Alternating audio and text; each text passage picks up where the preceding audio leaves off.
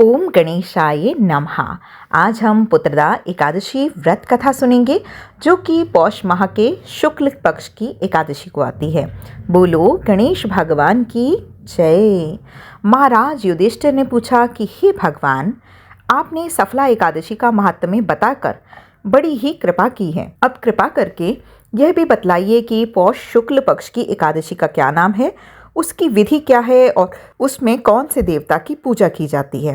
भक्त वत्सल भगवान श्री कृष्ण बोले कि हे राजन, इस एकादशी का नाम पुत्रदा एकादशी है। इसमें भी भगवान नारायण की ही पूजा अर्चना की जाती है। इस चर और अचर संसार में पुत्रदा एकादशी के व्रत के समान दूसरा कोई भी व्रत नहीं है। इनके पुण्य से मनुष्य तपस्वी, विद्वान और लक्ष्मीवान होते हैं।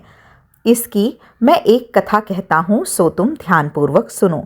भद्रावती नामक नगरी में सुकेतुमान नाम का एक राजा राज्य किया करता था। उसके कोई पुत्र नहीं था। उसकी स्त्री का नाम शैव्या था। वह निपुत्री होने के कारण सदैव ही चिंतित करती थी। राजा के पितृ भी रो रो कर उससे पिंड लिया करते थे और सोचा करते थे कि इसके बाद हमको पिंड कौन देगा। राजा को भाई, बांधव, धन, हाथी, घोड़े, राज्य और मंत्री, इन सब में से किसी से भी संतोष नहीं होता था। वह सदैव यही विचार किया करता था कि मेरे मरने के बाद मुझको कौन पिंडदान करेगा। बिना पुत्र के पितरों और देवताओं का ऋण मैं कैसे चुका सकूंगा। जिस घर में पुत्र ना हो उस घर में सदैव ही अंधेरा ही रह जाता है। इसीलिए पुत्र उत्पत्ति के लिए प्रयत्न अवश्य ही करना चाहिए। जिस मनुष्य ने पुत्र का मुख देखा है वह धन्य है। उसको इस लोक में यश और परलोक में शांति मिलती है, अर्थात उसके दोनों लोग ही सुधर जाते हैं।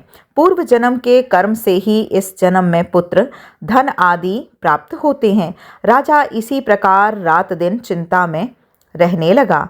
एक समय तो राजा ने अपने शरीर को त्याग देने का निश्चय किया, परंतु आत्मघात को महान पाप समझकर उसने ऐसा नहीं किया। एक दिन राजा ऐसा ही विचार करता हुआ अपने घोड़े पर चढ़कर वन को चल दिया और पक्षियों और वृक्षों को देखने लगा। उसने देखा कि वन में मृग, व्याघ्र, सूअर, सिंह, बंदर, सर्प आदि सब भ्रमण कर रहे हैं। हाथी और बच्चों और हथनियों के बीच घूम रहे हैं। इस वन में कहीं तो गीदड़ और कर्कश स्वर में बोल रहे हैं, कहीं उल्लू ध्वनि कर रहे हैं। वन के दृश्यों को देखकर राजा सोच विचार में लग गया। इसी प्रकार आधा दिन व्यतीत हो गया। वह सोचने लगा कि मैंने कोई यज्ञ किए, ब्राह्मणों को स्वादिष्ट भोजनों से भी तृप्त किया, फिर भी मुझको दुख क्यों प्राप्त हुआ। राजा प्यास के मारे अत्यंत ही दुखी हो गया और पानी की तलाश में इधर उधर घूमने लगा। थोड़ी देर पर राजा ने एक सरोवर देखा। उस सरोवर में कमल खिले हुए थे तथा सारस, हंस, मगरमच्छ आदि विहार कर रहे थे। उस सरोवर के चारों तरफ मुनियों के आश्रम बने हुए थे। उसी समय राजा के दाहिने अंग फड़कने लगे। राजा शुभ शगुन समझकर घोड़े से उतरकर ऋषियों और मुनियों को दंडवत प्रणाम करने के लिए बैठ गया।